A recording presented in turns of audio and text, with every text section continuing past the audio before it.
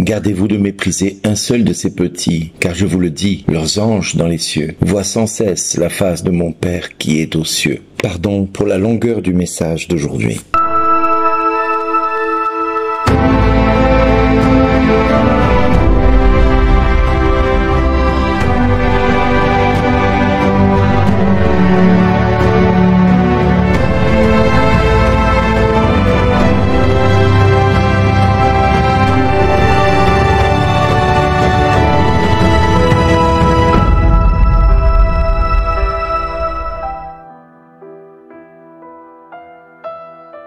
Bonjour les amis, aujourd'hui l'église fête les saints anges gardiens et j'aime particulièrement cette partie de l'église qui est mystérieuse tout en étant magnifique. Mystérieuse pourquoi? Parce que on ne sait pas grand chose sur les anges gardiens. Personnellement, je ne croyais pas trop à leur existence. Je me posais des questions sur tout ce qui était mystérieux. Alors oui, c'est vrai que Saint Gabriel est venu rendre visite à Marie, Saint Raphaël est venu rendre visite à Tobie, Saint Michel a fait descendre du ciel tous les anges déchus et les a expulsés et les a renvoyés vers la terre. Oui, c'est vrai. Mais les saints anges gardiens, ça me posait question. Et je me posais tellement de questions que je n'avais point de réponse à ce niveau-là. Alors, si je relis le texte d'aujourd'hui, il appela un petit enfant, il le plaça au milieu d'eux et il leur déclara « Gardez-vous de mépriser un seul de ces petits, car je vous le dis, leurs anges dans les cieux voient sans cesse la face de mon Père qui est aux cieux. » L'existence des anges est une vérité dans la foi. C'est-à-dire que si vous n'y croyez pas, vous aurez un mal fou à vous projeter dans cette réalité-là spirituelle. Si vous n'y mettez pas la foi, vous allez passer à côté de quelque chose de merveilleux, même de prodigieux. Si vous n'avez pas la foi en leur présence,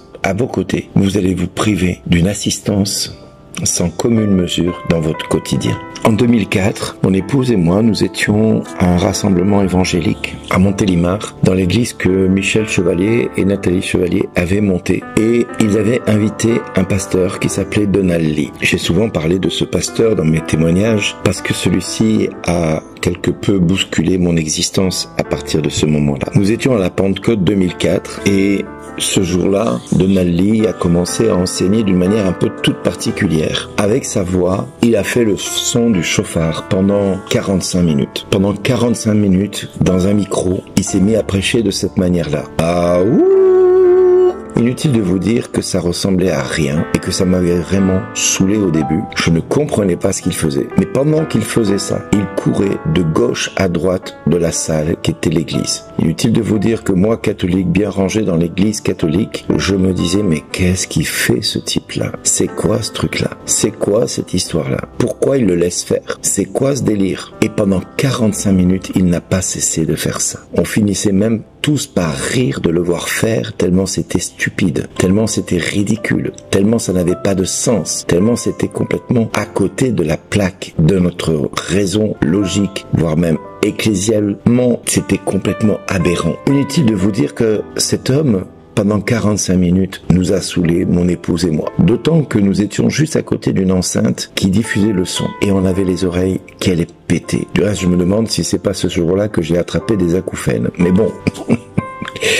Pour tout vous dire, peu importe. Au bout de 45 minutes, cet homme s'est arrêté, s'est figé devant nous. Il a levé les yeux vers le ciel, puis vers nous. Et puis il a dit, ça y est, c'est là, levez les mains, prenez les bénédictions que le Père a pour vous. Allez, servez-vous, servez-vous. Et nous, on s'est dit, mais qu'est-ce que c'est que cette histoire? De quelle bénédiction parle-t-il? Allez, allez, servez-vous, levez les bras, prenez les bénédictions. Alors vous aviez tout le monde qui levait les bras, mais bêtement, sans comprendre ce qu'il faisait, ce qu'il nous demandait. Et mon épouse et moi, on se regardait, mais qu'est-ce qu'on prend?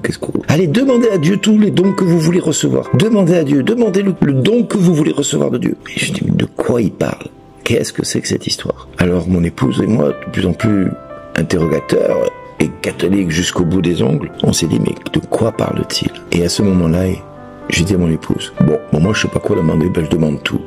Et Claire me dit ok, moi aussi. Alors on a levé les mains vers le ciel et on a dit Seigneur, je veux tout. Et bizarrement, aujourd'hui on est le 2 octobre, hier c'était la Sainte Thérèse et Thérèse disait je demande tout à Jésus pourvu que sa volonté se fasse en moi. Alors moi j'ai dit mais Seigneur, je demande tout.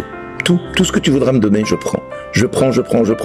Et là, je vois ma femme, à ma droite, qui commence à se courber en arrière. Et plus elle se courbe, plus, moi je prends peur. Parce qu'au fur et à mesure qu'elle se courbe en arrière, ses jambes restent toujours sur le sol, bien debout, mais son dos part à l'équerre en arrière. Inutile de vous dire que mon épouse n'est pas aussi souple que ça, je peux vous l'assurer. Mais ce jour-là, elle est restée comme ça pendant plusieurs minutes, jusqu'au moment où son corps est tombé d'un seul coup, et moi avec, dans la foulée. On s'est retrouvés les quatre fers en l'air, sans rien comprendre à ce qui nous arrivait, et on est tombé dans ce qu'on appelle une euphorie spirituelle, l'ivresse du Saint-Esprit. Oui, le psaume nous dit, ivre de joie, vous puiserez les eaux aux sources du salut. Alors, dans cette ivresse, nous avons commencé à rire, l'un et l'autre. Mais à rire sans comprendre pourquoi. Moi, j'avais les yeux fermés. Et quand j'ai commencé à ouvrir les yeux, tous ceux qui étaient autour de moi étaient écroulés de rire, tout comme nous deux. Mais plus ils s'approchaient de nous, plus ils partaient dans une euphorie contagieuse. Nous ne comprenions pas ce que nous vivions. Et pourquoi je vous dis ça? Parce que à partir de cette date-là, jusqu'au 1er de novembre 2004, Dieu m'a donné la grâce de voir ce que l'Église appelle les anges gardiens, et que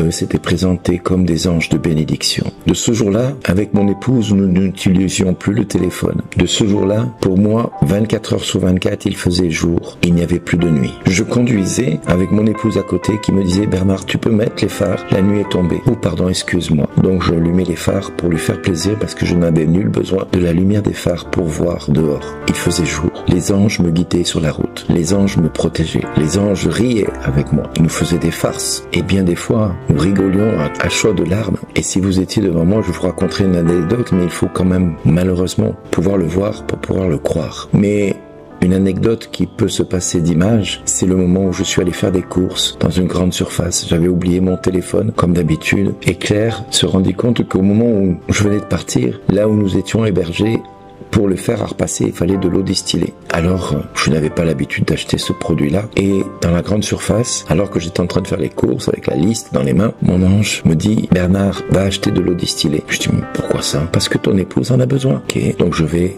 dans le rayon de l'eau distillée. Je cherche, je le trouve, je prends un bidon d'1 litre. Il fait « Non, prends le bidon de celui de 5 litres. Elle en aura plus besoin. » Donc j'ai pris le bidon de 5 litres. Bêtement, j'arrive avec cette eau distillée dans la voiture, dans le coffre. Et Claire qui me dit écoute Bernard, je crois qu'il va falloir que tu repartes faire des courses parce que j'ai essayé de te joindre par téléphone, mais bon, tu l'avais laissé ici ton téléphone. Je dis oui, je suis désolé. Mais il va me falloir que tu m'achètes de l'eau distillée.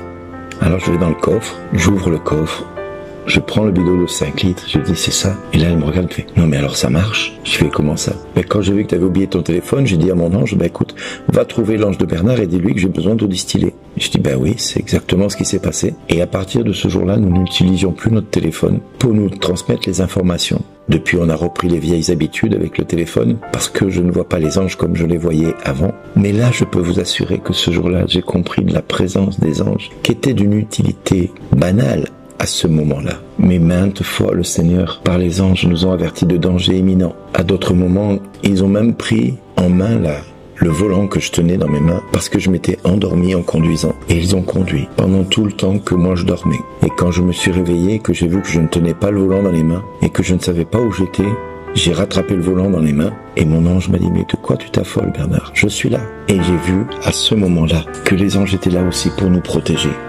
Claire s'est réveillée sur le coup. Mais qu'est-ce qui se passe? Je dis je viens de m'endormir. Et je dis voilà, Nathanaël m'a réveillé et m'a montré que c'est lui qui conduisait. Parce que oui, je connais le prénom de mon ange, comme Claire connaît le prénom de son ange. Tout ça pour vous dire que les anges sont bien présents à nos côtés. Que quelles que soient les difficultés que vous pouvez traverser, faites-leur confiance. Ils sont là, ils sont à votre écoute. Ils prient pour vous. Je vous témoignais il y a quelque temps de ce qui se passe au moment de la communion pour les femmes qui sont des femmes qui ont avorté ou qui ont fait des fausses couches. Les anges se prosternent devant nous quand nous avons un état de péché important pour supplier la miséricorde de Dieu quand nous communions en état de péché. Et quand nous sommes en état de grâce, ils se mettent devant nous et rendent grâce à Dieu avec nous de pouvoir recevoir le Seigneur des Seigneurs, le Sauveur de notre vie. Parce que nous sommes en état de grâce, alors les anges acclament le Seigneur. Les anges acclament chaque fois qu'un couple s'unit dans l'amour de Dieu. Et quand Jésus parle, gardez-vous de mépriser un seul de ses petits. Je pense à tous ceux et toutes celles qui maltraitent les enfants, qui leur font du tort, qui les violentent, qui les humilient dans leur chair pour en faire des objets sexuels. Je prie le Père de bien vouloir leur pardonner car ils ne savent pas ce qu'ils font. Mais les anges qui sont à leur côté les voient pour vous dire à quel point les anges sont dans notre quotidien, et cela dès le début. Une femme enceinte a à côté d'elle son ange gardien, à elle, et l'ange du bébé qu'elle porte, qui marche à côté d'eux. Et puis, si votre enfant est dans un maxi-cosi et que vous le voyez jouer avec les mains en l'air, sachez que son ange tricote avec ses doigts. L'ange joue avec les doigts de votre enfant. Il s'amuse avec votre enfant. Il le distrait et vous le voyez sourire. Et vous vous dites, tiens, pourquoi il sourit mon enfant? Parce que l'ange lui fait des petits risettes. Et l'enfant répond à l'ange. Autant de choses que j'ai pu voir de la présence des anges à nos côtés qui peuvent aujourd'hui vous encourager à faire appel à leur présence. C'est la première fois que j'en parle autant. C'est la première fois que je témoigne de cela. Et je peux vous assurer, tous ceux qui vont écouter ces 7 minutes vont se dire Bernard est devenu dingue. Eh bien oui, peut-être que je suis devenu dingue ce jour-là. Mais le 1er novembre 2004, quand mon ange m'a dit ne crains pas de ce qui va t'arriver. Dieu a le contrôle. Dieu veille sur toi. Et je serai toujours à tes côtés.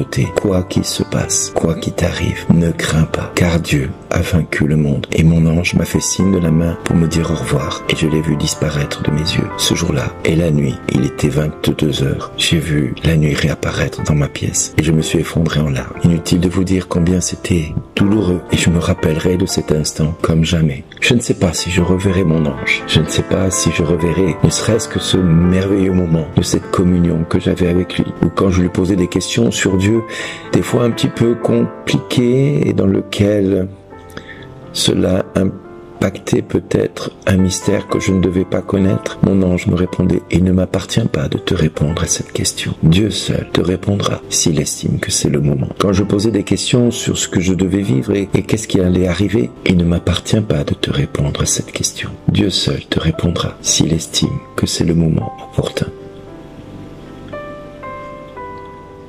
Autant vous dire que, je peux vous dire que la grâce qui m'a été donnée, et chaque fois que je sers le Seigneur, je fais appel à son service. Quand je suis à la messe et que j'oublie qu'il est à côté de moi, je m'attriste parce que je sais que lui sait bien que je suis là et que lui, il est là. Et si moi je m'attriste, lui me dit, ne crains pas, c'est normal. T'es un homme, t'es conditionné à ce que tu vois. C'est ce qu'il me disait quand des fois, pendant les messes, j'oubliais sa présence à mes côtés. Pourtant, je voyais tellement d'anges dans les messes que même des fois, pour marcher dans le cœur de l'église, et surtout au début, j'avais tendance à vouloir lever les jambes pour les éviter, si bien que tous les gens de l'assemblée se demandaient ce que je faisais, comme si je voulais éviter les obstacles dans le cœur de l'église. Et j'écartais les jambes d'une manière tellement bizarre, comme pour passer au-dessus d'un objet plus gros que ma personne. Donc c'est comme si j'évitais un ange et puis un autre ange et puis un autre ange. Et les anges me disaient, mais Bernard, tu peux passer à travers nous, tu nous feras pas mal. Et j'osais pas le faire. Alors les gens dans l'assemblée me voyaient éviter des choses qu'ils ne voyaient pas. Et j'avais mes beaux-frères et mes belles-sœurs qui étaient écroulés de rire. Des petites anecdotes que j'ai vécues, que je vous donne, pour vous dire, oui, les anges sont bien présents à vos côtés, mes amis. Si ta vie est devenue un enfer dans bien des cas, fais confiance à ton ange. Il est là. Et tous les matins à ton réveil, il se présente devant toi. Et il dit à ton âme, vas-y, prends les bénédictions que Dieu me donne à ton égard. Et il nous tend un coffret de bénédictions. Il nous suffit de tendre les mains et de prendre les bénédictions qui sont pour nous dans la journée. Nous les verrons s'accomplir jour après jour, nuit après nuit. Prenez toutes les bénédictions que Dieu vous donne à votre réveil. Saisissez-vous de chaque promesse et Dieu sera toujours à vos côtés. Et Dieu ne vous laissera jamais de côté. Non, il sera à vos côtés. Je peux vous le garantir. Votre ange gardien veille sur vous bien plus que vous ne le pensez. Et quand les dangers sont graves, alors ils appellent les saints archanges qui viennent en une fraction de millième de seconde devant vous pour vous protéger des dangers. La cohorte céleste est tout autour de vous. La prière universelle est un véritable feu d'artifice où les anges montent et descendent avant même que vous ayez eu le temps de finir une intention de prière. Ils ont monté la prière que vous avez faite monter vers Dieu, et cette présence angélique redescend en une millième de fraction de seconde à côté de vous pour écouter la deuxième prière qui va venir dans votre cœur. Et à nouveau, ils repartent vers le trône de Dieu, les déposer. Et moi, j'avais comme des rayons lumineux qui partaient, qui revenaient, qui partaient, qui revenaient